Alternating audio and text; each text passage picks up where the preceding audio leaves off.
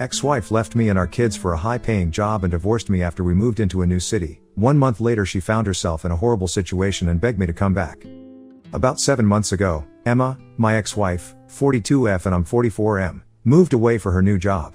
She had been offered an upper management position in a company that she had applied to without my knowledge, and the reason she had done so was because she knew that I would never agree to move away. We had been together for 12 years, married for 10, and we have 8-year-old twins together. Both our families are situated here, and a few years ago, my father was diagnosed with leukemia. Since then, it's been very difficult for our family because my dad's health hasn't been great and we are always afraid of when we might lose him. Naturally, as his only son, I want to be here for him and also for my mother, and so, I hadn't wanted to move away after my dad's diagnosis. I thought that Emma would understand what I was going through, but instead, she told me that I was being a little too sensitive and that I can't just keep turning down opportunities to work out of state and expect her to do the same just because my dad was sick.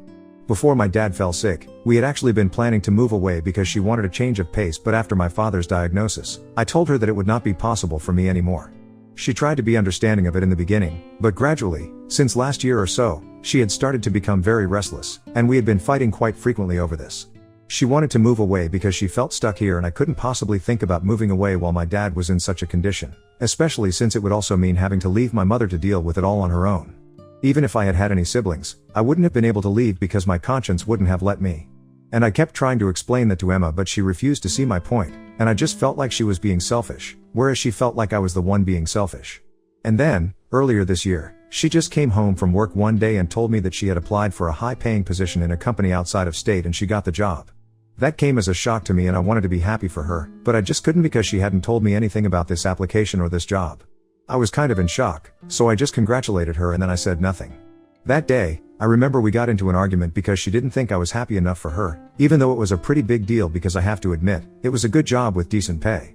However, I was just upset that you hadn't even thought that she needed to talk to me about it before applying, and she told me that she didn't even think that she would get the job, but now that she had it, she was thinking of moving away and she wanted me to come along with her. She wanted to relocate our entire family, knowing what my feelings on this were. So we ended up fighting over that, and it was one of our worst fights. It got so bad that she ended up leaving to go stay with her parents for a couple of days, and we had no contact for those days, so I actually thought that she was going to file for a divorce and put an end to this. But then, she came back home and we ended up deciding that we were going to try and patch things up between us because we still had the kids and we couldn't let them down. And back then, I thought that I could still make it work with her because I didn't want to let go of this marriage. I was sure that I loved her, and she told me that she did too, which is why she wanted to make it work. But she also didn't want to give up on her dreams, and so, after a lot of discussion, we decided that she was going to take up the job and I would stay back here. She told me that she was going to try and travel back and forth as often as she could, so we could make this work. We had no other option but to choose a long-distance marriage for now, since neither of us was ready to give up on each other. It was hard for me to agree, but I had to do it, at least for a while, before we could figure out what we wanted to do in the future. So then, she left and she would come back home every alternate weekend, but even then, she would only get to spend 2 days with us and take a flight back on Sunday evening since she would have to be back for work every Monday. It was tiring for her and I knew it, but there was nothing that I could do since she had agreed to this arrangement. With time, I guess she started resenting me, and her attitude towards me got worse. We had promised each other that we were going to try and make this work, but every time that I would try to call her during the week, she would always be really mean to me and we would inevitably end up arguing about something or other. After a certain point of time, it started feeling like she didn't even want to speak to me, and instead of calling her on my own, I started waiting for her to call me first. And then, we started speaking less to each other, and even when we would talk, it was always very cold and weird, and I didn't know what to make of it. Then, eventually, after having spent almost 4 months away, she came home one weekend and had divorce papers with her. At the time, things were really tense between us and she told me that she couldn't do this anymore. When she came back home that weekend, we hadn't spoken for almost 6 days in a row because of the argument that we had the last time that we spoke. And I wanted to come up with a reason not to get a divorce, but I couldn't come up with anything. Because the last fight that we had was one where she had actually thrown out the idea of separating and ending this marriage for good. I should have seen that coming because for months, not only had we been fighting, but she had also been getting closer to a certain friend of hers from high school. This friend, let's call her Melissa, was not a good person and was an even worse influence. Emma had always been good friends with Melissa, and that woman had even been there as a bridesmaid at our wedding, but I had never liked her because she had always given off a weird vibe. From what I knew about her, she was a total gold digger and always went after rich married men so she wouldn't have to commit to them, but would still get the benefits of being with a rich guy. She would even brag about it as if what she was doing wasn't detestable enough. When I used to bring up her behavior with Emma, she used to tell me that it was her personal choice and that we shouldn't judge her. That was quite infuriating, so eventually, I just stopped talking about Melissa and decided to ignore that friendship altogether. It got easier eventually because after Melissa moved away, and Emma got caught up with work and kids, they kind of drifted apart. Anyway, I had known that Melissa had also been living in the same state with her son for a couple of years since she had moved away after her second divorce, probably to scout for new prey. Coincidentally, when Emma got a job in the same state, she reached out to Melissa and she was the one who introduced her to the city and helped her move in and stuff along with me. I was there all along, and I had hoped that maybe Melissa would have sobered up after so many years, but she was still the same weird person. I was not comfortable with Emma being so close with Melissa once again, but she was the only friend that Emma had there, so I couldn't even say anything about it. In the months that Emma had been staying there, she had told me that Melissa had been really supportive of her since she was on her own and had even introduced her to a couple of her own friends. This so-called group that Melissa had introduced Emma to was very dicey because as far as I remember, it was 3 or 4 women who were all single mothers. They had met through Facebook and had a Facebook support group kind of thing together. From whatever Emma had told me, these women had all been with men and had kids with them, but due to a variety of reasons, their partners had abandoned them and now, they were raising their kids on their own and the only support they got was a child support check. However, it was not as sad as it sounds because most of the women that Melissa was friends with were just like her. They had gone for super rich men, had affairs with them, got pregnant, and then when these men had decided to stay with their wives and families, these women managed to get them to pay a big fat child support check from them which supported their lifestyle. It actually wasn't just a support for them, it was also payment for them to keep their mouths shut since I'm assuming these men didn't want word of their affairs getting to their wives. It was very common for all of them to have some online business that nobody was really interested in, but they were self-employed and wanted people to believe that they were doing it all on their own. But in reality, they were running a scam and proudly called themselves independent women who had all the freedom in the world to live by their own rules, while living off of the money of men who had been stupid enough to fall into their traps. Emma thought it was funny, but I thought it was disgusting and I didn't think that it was a good idea for her to be socializing with them. However, she kept defending her friends and told me that she had gotten to know them personally and they were all really nice women. And given how we were already fighting about so many things, I didn't want to fight about that as well, so I didn't say anything. But then, in the last fight that we had before she filed for a divorce, she told me that she really admired Melissa's strength because even without any help from any man, she was raising her 2 kids brilliantly on her own. I ended up scoffing at that and I told her that anybody who makes as much money from getting pregnant after an affair with rich guys would also probably be taking good care of the kids since that was not their child but a meal ticket for them. And that was what led to a huge blow-up fight between us because before that, we had been trying our best to keep a lid on our tempers but the frustration had just been building up for months and that day, that little disagreement over one thing was enough to set us both off. We started cursing at each other, telling each other exactly how much we hated the situation, and just kept blaming each other. After one point, she just said that if we were just going to fight like this all the time, it was probably better for us to go our separate ways and then disconnected the call. I thought she didn't mean that and I thought that she was going to call me and apologize, but that never happened. And I was really upset with her as well, so I didn't bother to reach out either. That weekend, she showed up with the divorce papers and I decided to go ahead with it because I couldn't find a reason to stay with her anymore either. We had tried our best to make it work, but it didn't, unfortunately. And even the kids, the ones we were supposedly staying together for, hardly got to see us together and even when we were together, we were not happy. So rather than letting them grow up in a toxic environment, we decided to get a divorce.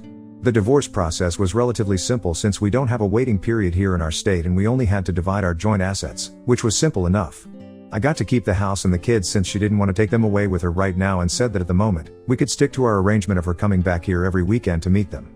We had been splitting the cost of raising them anyway, so we continued to do that. Once they were a little older, we would leave it up to them what they wanted to do. It was not convenient for either of us, but we didn't want to fight for custody since we believed that our kids deserved both of us in their lives. As for the house, we had a verbal agreement that we would put it up for sale in a few years and whenever it sold, we would split the money. Anyway, the divorce was finalized about a month ago and I didn't think that she would speak to me after that because even while we were getting divorced, we hardly had anything to talk about outside of the meetings with our lawyers. Now that everything had been finalized, I was trying to cope with the situation since even though it actually felt like nothing had really changed since we were still going to stick to the same routine, life was definitely going to be pretty different for me now because I was no longer married to Emma. My kids were also very confused about what was going on, so I had to explain to them that their mother and I were no longer together, even though nothing exactly had changed. But last night, she decided to call me up again so we could sort things out between us and give our relationship another chance because apparently, she had made a huge mistake and she wanted to reverse the divorce. I could tell that she had been crying and she was pretty much hysterical on the phone call. She started ranting about how she had unintentionally glamorized the lifestyle that Melissa and her friends had been leading and because of that group, she had decided to file for a divorce. She hadn't mentioned it to me earlier because she knew how I felt about Melissa, but after that last fight that we had, she had spoken to her group of friends, and they had told her to go for a divorce. She had been skeptical about it initially, but they talked her into it, so she spoke to a lawyer that they put her in touch with. But 1 month has passed since then and she has tried literally to get herself to move on, like dating apps and blind dates and even going out every other night, but has only ended up hooking up with random people, and that has only made her feel pathetic because, at least with me, even when we were fighting, she knew that she loved me and I loved her. Now, she's just really lonely, and more than anything else, she also misses the kids. Her friends told her that this would pass, but she hasn't been able to get rid of the loneliness and the guilt after the divorce. On top of that, her company had been doing pretty well when she joined, but she has had several pay cuts since then because apparently, they had kind of embellished how well they were doing to get her on board, and her income now doesn't match what she had been offered initially. It's not just her, everyone in the company has been going through the same thing, and they keep telling people that things will work out if they keep working hard, but she thinks it's just so that they can retain their employees, and that's another part of the reason why she wants to come back to me. She said that she really wanted me to consider it and reverse the decision to get divorced because she just misses her family and what her life used to be. But after she was done talking and explaining her situation to me, I just felt furious with her because I couldn't believe that she had allowed her stupid and immoral friends to talk her into getting a divorce. I had always warned her against Melissa, and I had also made it very clear that I didn't like the company she was keeping after she moved away, but she never paid any mind to me. And now, they had turned out to be the reason that she ended up making the decision that she did. Had it been her own mistake, I might have even been all sympathetic towards her, but the fact that she had chosen to listen to people that I hated really got on my nerves. The audacity to call me up and start crying about all of these things as if it had all been very easy for me just made me very upset, and I ended up snapping at her. And now she had to lie in it because I was not going to help her out here. In spite of everything, I had tried my very best to make this marriage work. And I'm not talking about the last few months, I'm talking about ever since my dad fell sick. I had been fighting for our marriage relentlessly, and for a while, so had she, but she had been immensely selfish for the past couple of years, and that's how we had ended up here, divorced. The least she could have done while she had been staying away was at least try to understand my feelings and situation, but she allowed herself to get carried away by friends whom she knew I did not like. I told her that she was not a high school kid anymore, and that a juvenile excuse like her friends had influenced her to make bad decisions was not going to work with me. She wasn't coming back home drunk to her parents. This was a very different situation, and it had affected my life and even the kids. And now, just because it's inconvenient for her, she wants to reverse the divorce. Firstly, of course, that's not how it works, and secondly, even if it did, I wouldn't do it. I was really upset by everything she had told me right before that, and I just couldn't hold back. So I told her that now, if she was feeling really lonely and guilty, then she should just ask her friends for help, because I'm sure if they were the ones who had encouraged her to file for a divorce, they cared about her enough to take her in, if she was not doing well financially, and support her emotionally as well. I was also very annoyed by the fact that she had basically just confessed that she had been hooking up with random people for the past month after our divorce. Technically, she was single, so she was allowed to do whatever she wanted, but it made me feel really uncomfortable and depressed because I felt like it had cheapened whatever we had shared for the past 12 years. So I told her that I did not want her back in my life anymore, especially after the things she had just told me, and that I was going to make sure that the kids stayed with me because I was not sure if she was a good influence on them anymore. She started crying even harder and told me that she was ready to do anything it took to make things right, but I told her that she had made a decision and she had to live with it, and the kids, and I did not need her anymore. Then, I hung up and blocked her.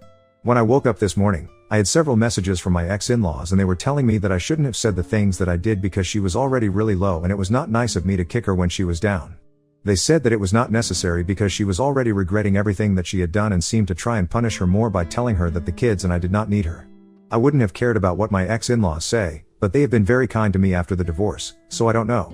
Ida for telling my ex-wife that I don't want her back and that the kids and I don't need her anymore. Update 1. Hello, guys. Thank you so much for all the support that you guys have shown for me in the comments. I don't know how to say it, but it really means a lot to me, knowing that so many people are on my side here. And it means even more to me that so many of you have identified with my story and have reached out to let me know that things are going to be alright. It's very kind of you guys, and I know that things are going to get better. It has been 4 days since I posted, and I had blocked Emma after we had that conversation, so she hasn't been able to get in touch with me. But this weekend, she is supposed to come over to see the kids and spend some time with them, so I don't know what's going to happen then. For the past couple of months, ever since the divorce was initiated, she would just pick up the kids from my place and go to her parents' place to spend the weekend with them, and occasionally spend some time here with all 4 of us for some family bonding. But mostly, she would try to stay away from me, and I was fine with it because it just made things easier for me. This weekend, though, it's anybody's guess. I'm actually kind of dreading having to see her because her parents have been very upset with me and have told me that the things that I said to her were so harsh that she has ended up crying every single time that they have called her after that. I haven't been responding to any of their messages because I don't really know what to say to them, but I feel kind of bad because I know Emma is kind of a really non-emotional person, and I know that I really managed to hit her where it hurts because she's been crying so much. Even though she hasn't exactly been kind to me and our circumstances haven't been the best, I still feel really sad for her because we could have had a great life and I feel like she ruined it all for herself. I did my best to make it work, but it's not like I can make the marriage work on my own without any help from her. I don't know what to say anymore, to be honest. Update 2. So Emma came over yesterday to pick up the kids and we ended up having a discussion about everything that had been said. It was clear from her appearance that she had been having a very hard time and I could see it on her face and I found it really hard to be cold to her. So then she asked me if I would be willing to talk to her just for a bit, and I ended up agreeing. Once the kids were in their room, we got to talking and she told me that she was really sorry about everything. And she wasn't referring to the recent months, she was referring to the past couple of years because it had taken a lot for her to realize how selfish she had ultimately been, and she even said that she did not deserve me. She told me that in the past few weeks, after the divorce, every time she would go out on a date or hook up with any guy, all she could think was how she wasn't sure if this was the kind of life that she wanted for herself and felt guilty for throwing it all away. She had built it up all in her head, but it wasn't all that it was cracked up to be, and when she realized that, it was too late for her to do anything about it because she had already lost me. While talking, she started crying again, and I tried to comfort her, but she told me that it would only make her feel worse because that just made her realize the kind of person I was and how badly she had treated me. It was kind of bittersweet, hearing her say these things about me because I would have really appreciated that when we were together, but now, I don't know what to say about it. Anyway, after a while, she told me that she had decided to quit her job and move back here so she could be closer to her family. She also wanted to spend more time with the kids because she had already been losing out on so much time with them. It didn't seem worth it to stay outside for such little money and sacrifice so much. The only request she had for me was that she wanted me not to file for full custody like I had said I would, and I told her not to worry about it. I had said it in the heat of the moment, but I didn't have any intention of actually doing it because both she and I had always maintained that our kids shouldn't have to suffer, and I knew that they missed their mom. So spending some more time with her would definitely do the kids more good, and I would be supportive of that as well. After we were done talking, she apologized to me for everything once again and told me that I was a good man. She also promised me that she was going to try and be a better mother and a better person, and thanked me for even letting her speak to me after everything that happened instead of just shutting the door in her face. That got me a little emotional, but I didn't say anything, and then she left with the kids. So that was it, and I didn't actually expect things to turn out to be like this since I thought that she was going to come over and fight with me, but this was nice and unexpected. She has apologized and I'm not gonna say that I forgive her and everything is in the past, but at least we are on the right track now. I don't think I can go back to her again. That's very unrealistic after everything that has happened, but the least we can do is try to co-parent our kids to the best of our abilities and make it as peaceful for them as possible. And of course, it will be better for us as well. Now let's see what the future holds. Update 3. Hey, guys. Okay, so 4 months have passed since my divorce, and after my last update, Emma stayed true to her word, and within a few weeks, she quit her job and moved back here. Since then, our kids had been splitting their time between the two of us. They spend half the week at my place and the other half at their mother's, and it's been pretty convenient for them till now. Emma had been with her parents for a couple of weeks initially, but then, she was able to find an apartment a few blocks away, and the kids are having a lot of fun because they have 2 homes now. As for my ex-in-laws, we are back on normal terms. Of course, we don't speak to each other on a regular basis, but they have apologized to me for bothering me back when Emma was having her breakdown, and they told me that it was not my fault, but as her parents, they were just really stressed out and they ended up blaming it on me because it was a bit of a knee-jerk reaction. Emma and I are also back on decent terms. I wouldn't say good terms because it's not like we are friends, but we are cordial with each other and have kept things civil. I'm also slowly but surely moving on and trying to process everything that has happened, and it's going well so far, and I'm hoping that it continues to get better after this as well.